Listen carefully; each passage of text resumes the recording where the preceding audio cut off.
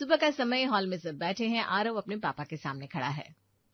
पापा, मैंने डिसाइड किया है कि मैं जॉब के लिए बैंगलोर शिफ्ट होना चाहता हूँ, क्योंकि वहां मुझे अच्छी अपॉर्चुनिटी मिल रही है और मैं अपने फील्ड में आगे बढ़ना चाहता हूँ। यहाँ रुककर मैं वही रूटीन लाइफ जीऊंगा जो मैं नहीं चाहता। बैंगलोर? इतना दूर जाएगा और अकेला रहेगा? अरे कभी सोचा है गांव में ताया जी को पता चलेगा तो क्या कहेंगे? सुरेश ने अपने बेटे को इतनी दूर भेज दिया। पापा, ताया जी मेरी लाइफ डिसाइड करेंगी क्या? मैं अपनी मेहनत से कुछ करना चाहता हूँ और ये मौका बार बार नहीं मिलता। ऐसे बात नहीं करते बड़े लोगों के बारे में। उन्होंने दुनिया देखी है और समाज में रहना पड़ता है। अगर तू बाहर जाकर रहने लगेगा तो लोग बातें बनाएंगे कि घर में कोई काबू ही नहीं है बच्चों पर। दादाजी, अगर मैं कुछ अच्छा करने के लिए बाहर जा रहा हूँ तो उसमें गलत क्या है? लोग कुछ भी सोचे, उससे मेरा फ्यूचर थोड़ी ना बदलेगा। तुम लोगों को समझ में नहीं आता। इज्जत बनाने में सालों लगते हैं और खराब होने में एक दिन नहीं लगता। कल को तेरे फूफा जी पूछेंगे बेटा कहाँ है, तो क्या जवाब देंगे हम? सच ही बताएंगे ना कि जॉब कर रहा है। इसमें शर्म की क्या बात है? मैं कोई चोरी डकैती नहीं कर रहा हूँ। आरव के पास हर सवाल का जवाब था, लेकिन इस घर में जवाबों की नहीं, डर की कीमत थी, और वो डर हर बार किसी रिश्तेदार के नाम से आता था। दोपहर का समय, पूजा रसोई में है। सिया उसके पास आती है। मम्मी, मैंने एक मॉडलिंग वर्कशॉप के लिए अप्लाई किया है और मुझे शॉर्ट लिस्ट भी कर लिया है। मुझे बस आपकी परमिशन चाहिए क्योंकि मैं सच में इसमें ट्राई करना चाहती हूँ। पूजा, ये सब हमारे घर की लड़कियों के लिए ठीक नहीं है। कल को गांव में मौसी जी को पता चला तो क्या कहेंगी कि कैसी परवरिश दी है। मम्मी, मॉडलिंग का मतलब गलत काम नहीं होता। ये भी एक प्रोफेशन है और मैं सिर्फ ट्राई करना चाहती हूँ।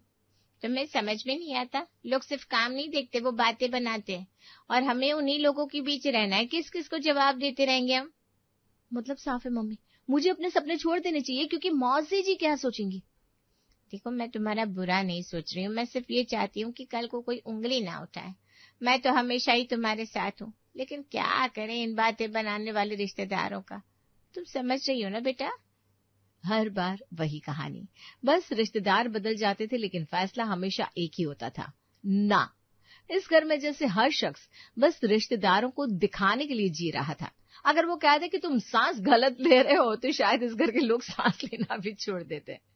शाम का समय, रमेश और पूजा अपने कमरे में थे।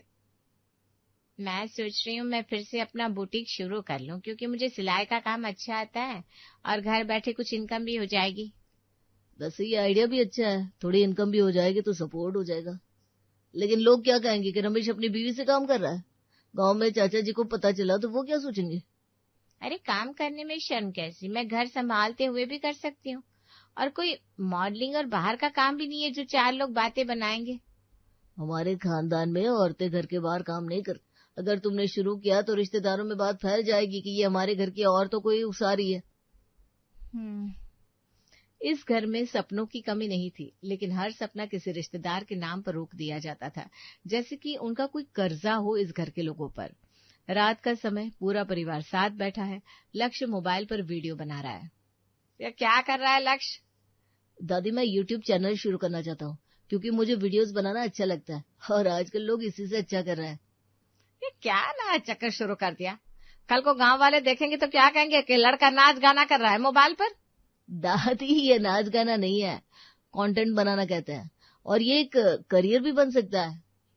करियर नहीं है ये सब टाइम पास है। पढ़ाई पर ध्यान दे, वरना लोग बोलेंगे कि घर वालों ने बच्चे को बिगाड़ दिया। हर बार लोग लोग लोग, आखिर ये कौन लोग है जो हर बार डिसाइड करेंगे? तेरी बुआ की देवरानी का लड़का है सुमित, उसको देखो इंजीनियर बन गया है। आजकल दादाजी जॉब्स ही नहीं है मार्केट में, हर लड़का इंजीनियर बन रहा है, सैकड़ों पड़े हैं ऐसे। खैर छोड़िए, आपको समझाना मुश्किल है। कभी कभी घर बदलता नहीं है, बस सोच और ज्यादा मजबूत हो जाती है, और जब सोच डर पर टिकी हो तो हर नया सपना एक नई बहस बन जाता है।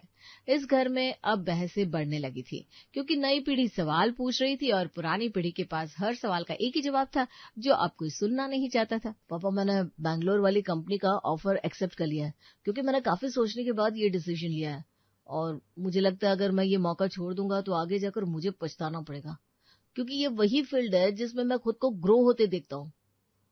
तूने एक्सेप्ट कर लिया मतलब? हमने तो साफ मना किया था और तूने अपने मन से इतना बड़ा फैसला ले लिया। कभी सोचा है जब ये बात रिश्तेदारों तक पहुंचेगी तो वो क्या कहेंगे कि बेटे ने बात की बात तक नहीं मानी? पापा, अगर मैं हर बार ये सोचकर फैसला लूंगा कि कौन क्या कहेगा तो मैं अपनी जिंदगी कब जीऊंगा।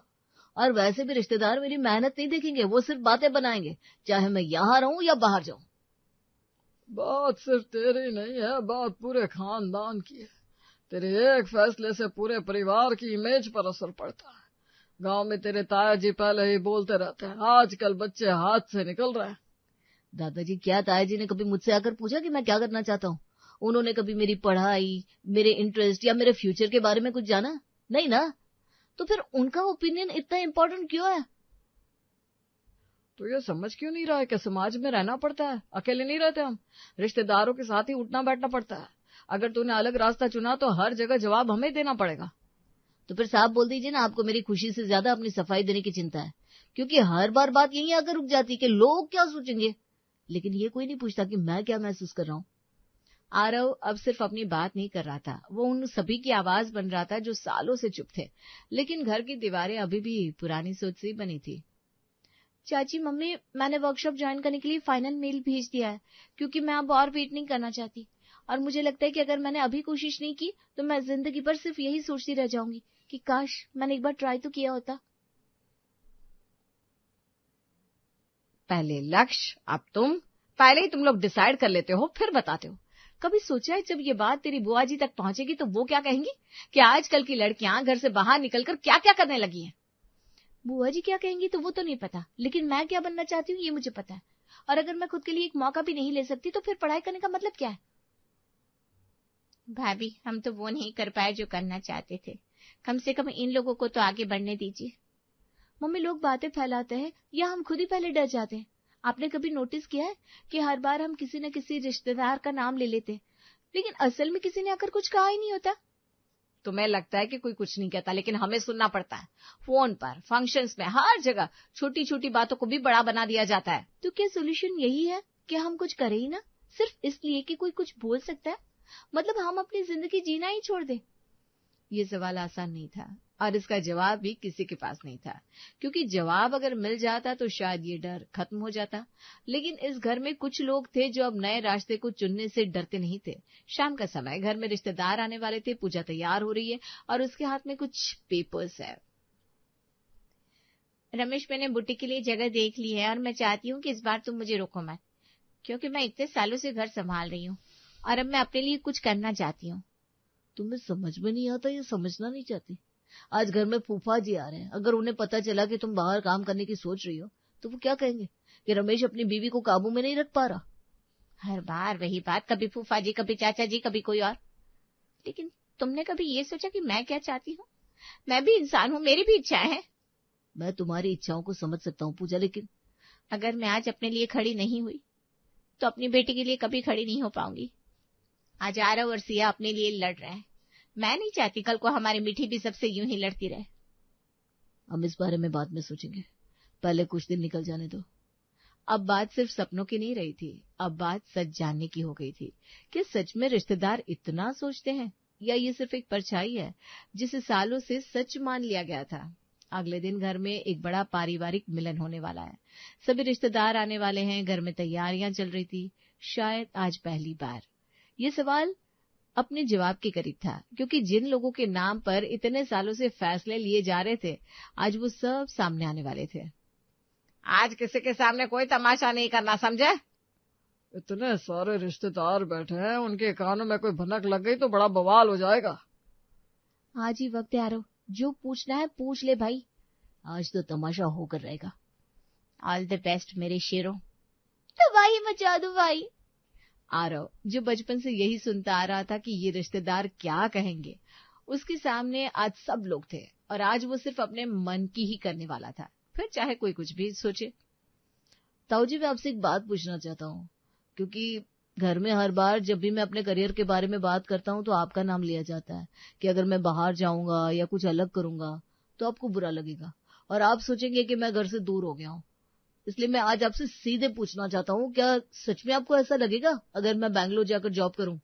मुझे क्यों बुरा लगेगा बेटा, अगर तू आगे बढ़ना चाहता है, मेहनत करना चाहता है, ये तो गर्व की बात है।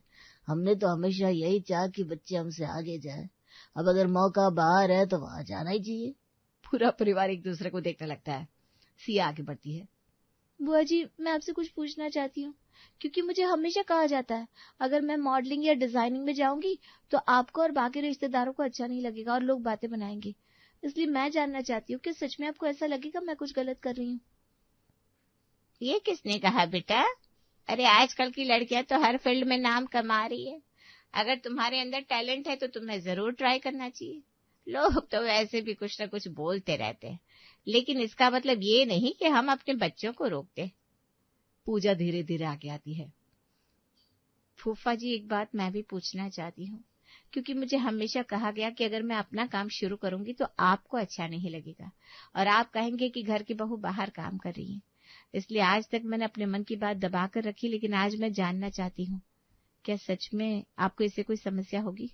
अरे समस्या क्या होगी, बल्कि हमें तो खुशी होगी कि घर की बहू अपने पैरों पर खड़ी होना चाहती है। मेरी खुद की बहू 2-2 जॉब करती है। आरव और सिया ने जितने सवाल किए थे वो अपने लिए थे, लेकिन अब ये सवाल किसी एक के लिए नहीं बल्कि पूरे घर के लिए था। अब तक जो सुना गया था वो सच नहीं था और जो आज सुनाई दे रहा था वो सबके लिए नया था। लक्ष्य मोबाइल लेकर आगे आता है। दादाजी, चाचा जी, मैं भी पूछना चाहता हूँ, क्योंकि मुझे हमेशा रोका गया। अगर मैं वीडियो बनाऊंगा तो गांव वाले क्या कहेंगे, लोग मजाक उड़ाएंगे। इसलिए मैं जानना चाहता हूँ कि सच में लोग इतना सोचते हैं या हम ही ज्यादा सोचते हैं। अरे भाई, हमें तो ये भी नहीं पता तू वीडियोस बनाता है, और अगर बनाता है तो इसमें बुरा क्या है? आजकल तो यही जमाना है। अगर तू अच्छा कर रहा है तो हमें तो गर्व होगा। मैं तो कहता हूँ मुझे भी सिखा दे बेटा, मैं भी गांव में 2-4 वीडियो बना डालूंगा। बिल्कुल, आपको तो मैं जरूर सिखाऊंगा चाचा जी, आपने मेरा काम आसान कर दिया। ये क्या तमाशा कर रहे हैं ये लोग। अब सच छुपने की जगह ही नहीं बची थी, क्योंकि हर वो नाम जिसके पीछे फैसले छुपाए गए आज सामने खड़ा था और हर जवाब एक जैसा था कि उन्हें क्यों फर्क पड़ने लगा। लेकिन पूरा माहौल बदल चुका है। सबकी नजर अब हरिराम, शांति देवी, सुरेश और रमेश पर थी। अब बारी थी उन लोगों की जो सालों से इन रिश्तेदारों के नाम पर फैसले लेते आए थे। पापा, दादाजी, अब तो सबने खुद ही बता दिया उन्हें कोई समस्या नहीं है। फिर इतने सालों से मैं रोका क्यों गया? हर बार किसी न किसी का नाम लेकर हमें क्यों समझाया गया कि हम गलत हैं? मम्मी, आपने हमेशा कहा कि बुआ जी क्या कहेंगी, लेकिन आज तो उन्होंने खुद कहा उन्हें कोई परेशानी नहीं है। फिर आपने मुझे अपने सपने पूरे करने से रोका क्यों? रमेश, आपने कहा कि फूफा जी क्या सोचेंगे, लेकिन उन्होंने तो मुझे ही डांट दिया कि मैंने इतनी देर क्यों कर दी। फिर आपने मुझे रोका क्यों? दादाजी, आप हमेशा कहते थे गांव वाले क्या कहेंगे, लेकिन उन्हें तो ये भी नहीं पता मैं क्या कर रहा हूँ। तो फिर हम किससे डर रहे थे, या हमें किन रिश्तेदारों से डराया जा रहा था? ये वो खामोशी थी जिसमें जवाब छुपे थे, लेकिन शब्द अब भी कहीं अटके हुए थे। शायद इतने सालों से किसी दूसरे के पीछे छुपते हुए आज जब सच सामने था तो कोई उसे मानने को तैयार नहीं था। हमने जो किया वो गलत नहीं था। हमने वही किया जो हमने सीखा। हमें हमेशा यही सिखाया गया कि समाज क्या कहेगा, लोग क्या सोचेंगे, इसलिए हमने भी वही आगे बढ़ा दिया। लेकिन दादाजी, आपने कभी ये जानने की कोशिश ही नहीं की कि सच में लोग क्या सोचते हैं। आपने बस मान लिया कि वो हमें जज करेंगे। हमें डर लगता था कि कहीं हमारी परवरिश पर सवाल न उठ जाए, इसलिए हमने हर चीज को कंट्रोल में रखना चाहा कि जिससे कोई तुम लोगों पर सवाल ना उठाए। लेकिन उस कंट्रोल में हमने हमारी खुशी खो दी, अपने सपने खो दिए, अपनी आजादी खो दी। हमने सोचा था हम तुम्हें गलत रास्ते से बचा रहे हैं, लेकिन शायद हमें तुम्हें आगे बढ़ने से रोक रहे थे। हमने अपनी सोच को ही रिश्तेदारों की सोच मान लिया और उसी के पीछे छुपते रहे। हमें लगा हम तुम लोगों को समाज से बचा रहे। सच अब पूरी तरह सामने था। रिश्तेदार कभी कुछ कहते ही नहीं थे। ये घर के बड़े ही थे जो अपनी सोच उनके नाम के पीछे छुपा देते थे। शायद ज्यादातर घरों में यही होता आया है। हम समाज के पीछे अपनी सोच को रखते आए हैं। आज के बाद इस घर में कोई ये नहीं कहेगा कि रिश्तेदार क्या कहेंगे। जो कहना होगा हम खुद कहेंगे और जो फैसला होगा वो अपने बच्चों की खुशी देख कर लिया जाएगा। कभी कभी सबसे बड़ा बदलाव किसी बड़े कदम से नहीं, एक सच से आता है। आज इस घर ने वो सच देख लिया था कि डर हमेशा बाहर से नहीं आता, कभी कभी वो घर के अंदर ही पैदा होता है। मई का महीना शुरू हो गया था और सूरज के तेवर इतने तीखे थे कि सुबह के 8 बजे ही किचन भट्टी की तरह तपने लगा था। रागिनी और रिया पसीने से लथपथ सुबह का नाश्ता बना रही थी और किचन में लगा पुराना एग्जॉस्ट फैन अपनी पूरी ताकत झोंक कर घर घर आ रहा था। हाय भाभी, अभी तो सुबह का नाश्ता बन रहा है और ये हाल है। उफ, दोपहर तक तो किचन रेगिस्तान की तरह तपने लगेगा। हाँ रिया, अभी तो मई की शुरुआत है, आगे जाने क्या होगा। हर साल गर्मी तो बढ़ती ही जा रही है। ये एग्जॉस्ट फैन भी तो अब किसी काम का नहीं रहा, हवा कम फेंक रहा है और रोज ज्यादा रहा है। मम्मी जी से बदलवा क्यों नहीं देती हैं? पुराना है लेकिन फिर भी चल तो रहा है बेचारा। चल अब जल्दी जल्दी हाथ चला, बाहर सब नाश्ते का इंतजार कर रहे हैं, सबको काम पर भी जाना है। रिया और रागिनी सबकी पसंद का नाश्ता बनाती हैं और डाइनिंग टेबल पर इंतजार करते करते सास ससुर और बाकी घर वालों के सामने रखती हैं। वाह, मूंग की दाल के चीले और चटनी, मजा आ गया। रवा इडली तो बड़ी शानदार दिख रही है, चटनी नहीं बनाई क्या? ये चीलों के साथ की हरी वाली चटनी ही ले लीजिए ना, 2 चटनियां बनाने के बजाय एक ही बना ली। इडली के साथ की चटनी तो अलग होती है ना बहू, नकुल के लिए वही बना देती, 5 मिनट तो लगते बस। ठीक है पिताजी, ये भी अच्छी है। रागिनी, आज टिफिन में लौकी के कोफ्ते, दाल और सलाद थोड़ा ज्यादा भेजना। अब रोटियां भी ज्यादा भेज देना, आज 2 दोस्त भी आने वाले हैं दुकान पर, एक आध सब्जी बढ़ा दी तो और अच्छा हो जाएगा। साथ में थोड़ी लस्सी भी भिजवा देना, शाम को पी लेंगे। तभी घर की लाडली बेटी और रागिनी और रिया की ननद निधि आती है और मुंह बिचकाते हुए कहती है, मेरा फ्रूट सैलेड कहाँ है भाभी? आपको पता है ना आज मेरा फ्रूट सैलेड खाने का दिन है। आपको मैंने मेरी डाइट की लिस्ट भी बना कर दी है, लेकिन हर रोज आपको बताना पड़ता है मुझे।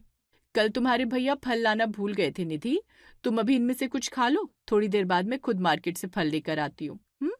तो मैं भी तभी खाऊंगी कुछ। ये ऑयली खाना खाने के चक्कर में मेरी पूरी मेहनत वेस्ट चली जाएगी। एक तो इतनी मुश्किल से डाइटिंग कर रही हूँ मैं।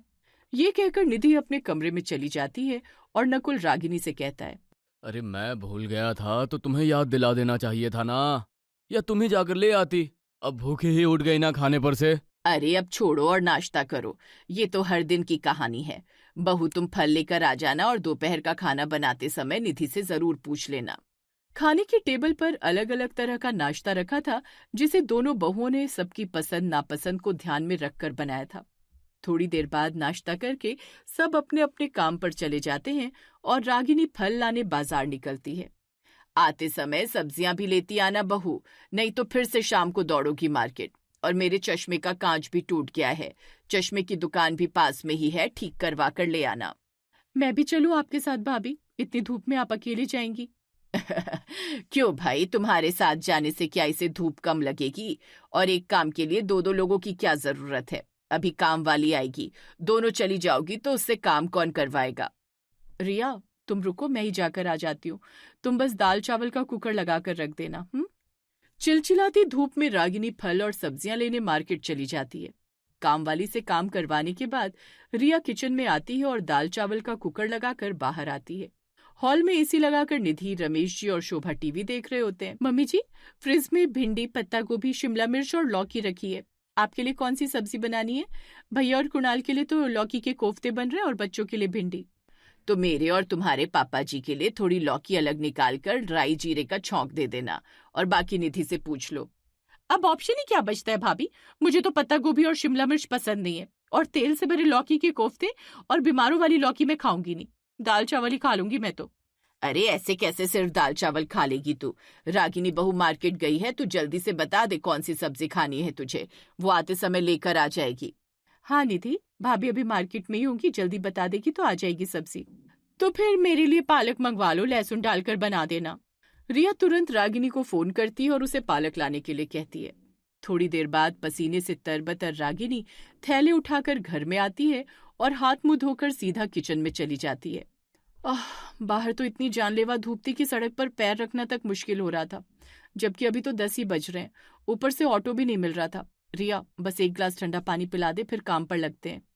भाभी मैंने कुकर लगा दिया है और सब्जियां भी काट कर रख दी हैं, आप थोड़ी देर बाहर एसी में बैठ जाइए, तब तक मैं निधि को फ्रूट्स काट कर देती हूँ। रागिनी पानी का ग्लास लेकर हॉल में आ जाती है। उसे देखकर शोभा कहती है, चश्मा ठीक करवा दिया बहू?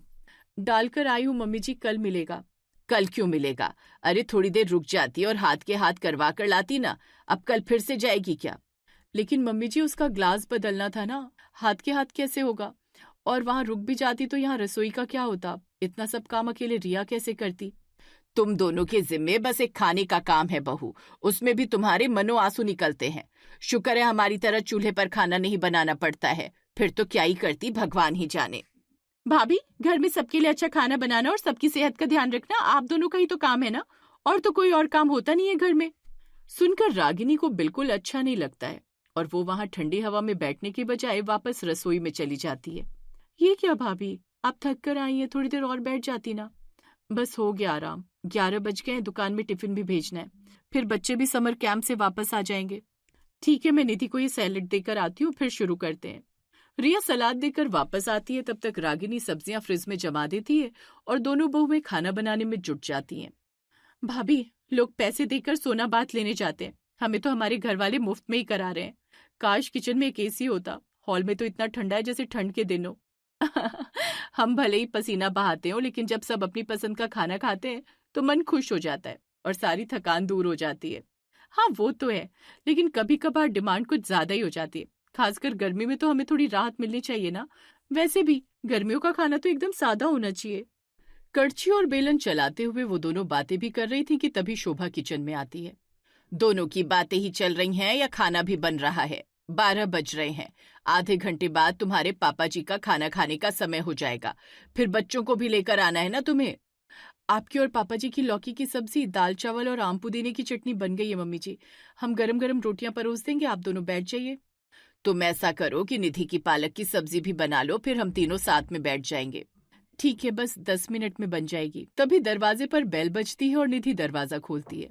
सामने रमेश जी के दोस्त मनोज खड़े होते हैं। आइए ना अंकल जी। कहाँ है हमारा दोस्त? तू यहाँ एसी के मजे ले रहा है और मैं इतनी धूप में चलकर तुझसे मिलने आया हूँ। अरे वाह वाह, क्या सही समय पर आया है। चल खाना खा ले, पहले कुछ ठंडा बुलवाऊं तेरे लिए? हाँ भाई, खाना तो मैं खाकर ही जाऊंगा, पहले कुछ ठंडा शरबत बनवा दे। मैं अभी बनवाती हूँ भाई साहब, आप बैठिए। शोभा किचन में आती है और दोनों को ऑर्डर देते हुए कहती हैं, बहू खाने में एक आधा आइटम बढ़ा दो और साथ में पकौड़े भी बना लेना। अभी तो 2 ग्लास शरबत बना दो, मनोज भाई साहब आए हैं। ठीक है मम्मी जी, मैं लेकर आती हूँ। वैसे सीधे खाना ही खा लेते ना, शरबत पी लेंगे तो खाने में देर हो जाएगी। अरे ये क्या बात हुई, वो इतनी धूप में चलकर आ रहे हैं, कुछ ठंडा वगैरह तो लेंगे ना। जल्दी बना दो और एक कम मसाले की सब्जी और रायता बना लो तब तक। वैसे दोनों बहुओं के लिए ये आम बात थी। इस घर में कोई भी किसी भी समय आ जाता था तो उसे खाना या नाश्ता कराए बिना जाने नहीं दिया जाता था। अब तो आने वाले भी ये बात समझ गए थे, इसलिए वे भी खाली पेट ही आते थे। भाभी, अभी भिंडी तो बस बच्चों के लिए बनी है, मसालेदार कोफ्ते और फीकी लौकी वो खाएंगे नहीं, पालक भी थोड़े ही हैं, फिर तो अब पत्ता गोभी ही बनाना पड़ेगा। उफ, इतनी गर्मी भरी दोपहरी में इन्हें आने की क्या जरूरत थी। धीरे बोल, मम्मी जी या पापा जी ने सुन लिया तो मनोज अंकल के जाने के बाद ऐसा लेक्चर सुनाएंगे कि बस। इससे तो अच्छा है ना कि हम चुपचाप खाना बना लें। वैसे भी मनोज अंकल चलता फिरता रेडियो है, खाना अच्छा नहीं खिलाया तो पूरी कॉलोनी में बजते फिरेंगे। हाँ वो तो है। अच्छा भाभी, वो कल शालिनी के घर किट्टी है, इस बार तो हमें जाना ही होगा, हम कब तक बहाने बनाते रहेंगे। हमारे घर से ये खाना पीना समय से निपटे तब तो हम जा सकते हैं ना, हर बार हमें एब्सेंटी की फाइन भरनी पड़ती है। ऐसा करना, इस बार तू अकेली ही चली जाना, कम से कम एक की फाइन तो बचेगी। नहीं, मैं तो अकेले नहीं जाऊंगी भाभी, जाएंगे तो हम दोनों ही जाएंगे, वरना रह नहीं दो। तो फिर हम ऐसा करेंगे कि हम जल्दी जल्दी काम निपटा लेंगे, दोपहर का खाना ऐसा बनाएंगे जो सबको पसंद हो। अभी फिलहाल तो ये नींबू पानी बाहर देकर आ जा। दोनों पसीने से भीगते हुए पूरा खाना बनाती हैं और टेबल पर खाना लगाती हैं। प्लेट लगाने के बाद दोनों गर्मा गर्म रोटियां बनाकर सर्व करती हैं। वाह, लाजवाब खाना, लेकिन मैं बस 2 ही रोटियां लूंगा बहू। वो आजकल मैं गेहूं के बजाय ज्वारी की रोटी खाता हूं ना, इसलिए। कमाल करते हैं भाई साहब, पहले बता देना चाहिए था ना आपको। अच्छा ये रोटी रहने दीजिए, बहू अभी ज्वारी की रोटी बनाकर देती है आपको। बहू, चाचा जी को ज्वारी की रोटियां सेक दो बेटा। अब क्या था, दोनों एक दूसरे की तरफ देखती हैं। रागिनी आटा गूंथती है और ज्वारी की रोटियां बनाती हैं, दूसरी तरफ रिया पकौड़े तलती है। भाभी, ये तो हमें कुछ समझते ही नहीं है, यहाँ गर्मी से जान निकल रही है और इन लोगों की फरमाइशें कमी नहीं हो रही हैं। मम्मी जी का क्या जाता है कहने में, इतनी गर्मी में दोपहर के 1 बजे पकौड़े कौन खाता है। सही बात है, लेकिन इस घर का रिवाज बदलना इतना आसान नहीं है। तभी बाहर से निधि आवाज देकर कहती है, भाभी पकौड़े बन ही रहे तो मेरे लिए पनीर के पकौड़े बना दो। अब इसकी डाइटिंग कहाँ गई भाभी, सुबह तो फ्रूट्स न मिलने पर मुंह फुलाकर बैठ गई थी। छोड़ना, बेसन तो घुला है ना, 4 टुकड़े पनीर के डाल दे, खत्म कहानी। इतनी जानलेवा गर्मी में आप इतनी कूल कैसे रह सकते हैं भाभी? शरीर के साथ साथ मेरा तो दिमाग भी गर्म हो जाता है। सबका खाना होता है और रिया चारों बच्चों को समर कैंप लेने जाती है। तब तक दुकान के लड़के के साथ रागिनी दोनों भाइयों के टिफिन भिजवाती है। बच्चों के घर आने के बाद, मम्मी, आज तो आप कहना ही मत कि सब्जी रोटी और दाल चावल खा लो। कल आपने हमें प्रॉमिस किया था, आज आप नूडल्स और मंचूरियन बनाएंगी। अरे मैं तो भूल ही गई बच्चों, तुम ऐसा करो कि अभी खाना खा लो, मैं शाम को बना दूंगी, पक्का प्रॉमिस। मम्मी फिर ना आप बोला मत करो, हमेशा ऐसा ही होता है, आप लोग बोलते हो और फिर बनाते नहीं। मुझे तो खाना नहीं खाना है, मैं शाम को ही नूडल्स और मंचूरियन खाऊंगी। बिल्कुल अपनी बुआ की कॉपी है। खा लो बच्चों, वैसे भी इस समय खाना खाते हैं, ये सब चीजें तो शाम को खाने की होती हैं। तीनों बच्चे मुंह लटकाकर बैठ जाते हैं और शोभा नाराज होकर कहती है, जब तुमने कहा था तो बनाया क्यों नहीं? चलो अब बना दो जल्दी से, मैं ऐसे मुंह लटकाए नहीं देख सकती बच्चों को। पता नहीं कहाँ इतना टाइम पास करती हो दोनों, बच्चों की फरमाइशें तक पूरी नहीं कर सकती। लेकिन मम्मी जी खाना बन गया है, किचन भी साफ कर दिया है हमने, अब फिर से इतनी गर्मी में खाना बनाने से अच्छा है ना कि हम शाम को बना दें। बना दो ना भाभी, कितना आलस करती हैं आप, इस बहाने मैं भी खा लूंगी, वैसे भी आज सब्जी में बिल्कुल भी मजा नहीं आया। निधि को खाना था तब तो दोनों बहुएं मना कर ही नहीं सकती थी। फिर क्या, जुट गई दोनों फिर से किचन में। बच्चों को भी उनकी पसंद का खाना खिलाकर और फिर से किचन साफ करके वो थोड़ी देर आराम करती हैं और फिर से चाय बनाने के लिए रसोई में आती हैं। चाय पीते हुए, मम्मी जी कल हमारी किटी है, मैं और भाभी सब काम जल्दी जल्दी निपटा कर चले जाएंगे। बिल्कुल जाओ, लेकिन दोपहर का सबका खाना बनाकर जाना। हाँ मम्मी जी, हम आपका, बच्चों का खाना और दोनों भाइयों का टिफिन बनाकर ही जाएंगे, हम दोनों ही हर बार जाते नहीं है किटी में। तो जाओ, रोका किसने है, तुम दोनों के काम ही नहीं निपटते हैं तो कोई क्या कर सकता है। रिया कुछ कहने के लिए मुंह खोलती है कि रागिनी उसे इशारे से मना कर देती है। दोनों किचन में आकर रात के खाने की तैयारी करती हैं। हालांकि रात का खाना अक्सर हल्का फुल्का ही होता था। खाने की टेबल पर, कल हमारे एक बड़े व्यापारी अपने परिवार के साथ इंदौर आ रहे हैं पापा, हम हमेशा उनसे ही माल लेते हैं। अरे ये तो अच्छी बात है, तो तुमने उन्हें घर पर आने के लिए कहा कि नहीं?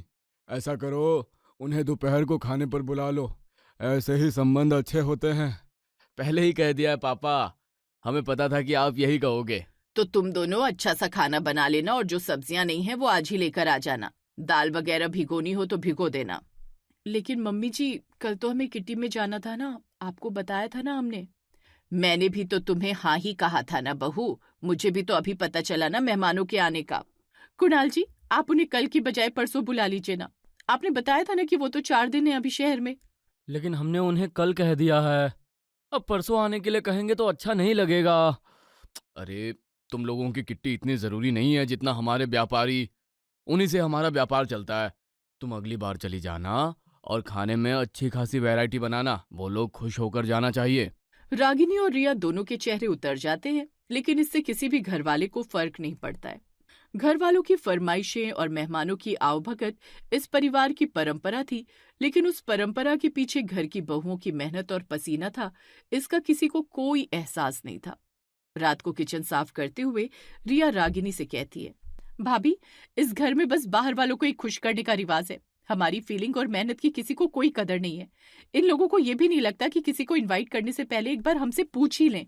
सही कह रही है तू, हम बीमार हैं, हमसे होगा या नहीं, हमें कहीं जाना तो नहीं है, ये सब तो पूछा ही नहीं जाता है और सीधे लोगों को बुलाकर हमारे सामने खड़ा कर दिया जाता है। रोज नाश्ते में सबकी पसंद का अलग अलग खाना बनाओ, फिर ठंड हो, बारिश हो या चिलचिलाती गर्मी, सबकी पसंद का खाना भी बनाओ। हम भी तो इंसान हैं, हमारी पसंद तो मायने ही नहीं रखती इस घर में। सबकी पसंद का बनाए तो खुश, और एक बार गलती कर दो तो सब या तो मुंह फुलाकर बैठ जाते हैं या लेक्चर देने लगते हैं। अब हमारे बच्चे भी ऐसे ही होते जा रहे हैं, इसलिए अब हमें ठोस कदम उठाना जरूरी हो गया है। कल मेहमानों के सामने इन लोगों की मुसीबत ना हो, इसलिए कल का दिन तो जाने देते हैं, परसों से सबको दिखाते हैं। अगले दिन दोनों बहुएं मेहमानों की खूब खातिरदारी करती हैं और पूरा समय पसीने से तरबतर होकर अच्छा अच्छा खाना बनाती हैं। उसके अगले दिन सुबह नाश्ते की टेबल पर, ये क्या बहू, बस उपमा, कुणाल और नकुल तो शौक से नहीं खाएंगे, उनके लिए क्या बनाया है? यही बनाया मम्मी जी, अब से नाश्ते में बस एक ही डिश बनेगी, जिसे पसंद हो खाए, जिसे ना पसंद हो वो ब्रेड बटर खाए। खाने में भी ज्यादा डिशेस नहीं बनेंगी और मेहमानों के आने की सूचना भी एक दिन पहले देनी होगी। अचानक आए मेहमानों के लिए अलग से कुछ नहीं बनेगा। तुम दोनों क्या समझती हो? तुम दोनों नहीं बनाओगी तो क्या बनेगा ही नहीं? अभी मेरे हाथ सलामत है, मैं बना लूंगी। शोभा तमतमाते हुए रसोई घर में आती है और नाश्ता बनाने लगती है। बाहर से आती फरमाइशें और किचन की जानलेवा गर्मी से घबराकर वो बस पोहे बनाती है और बाहर आती है, लेकिन फिर भी अपनी घबराहट को छिपाते हुए कहती है, ये लो सब पोहे खा लो। ये बहुएं किचन में कहाँ क्या रखती हैं ना, कुछ समझ में नहीं आता है। दोपहर का खाना अच्छा बनाकर भेज दूंगी। ठीक है मम्मी, आज आप बड़ी की सब्जी, भिंडी की कचरी और खट्टी मीठी दाल भेजना।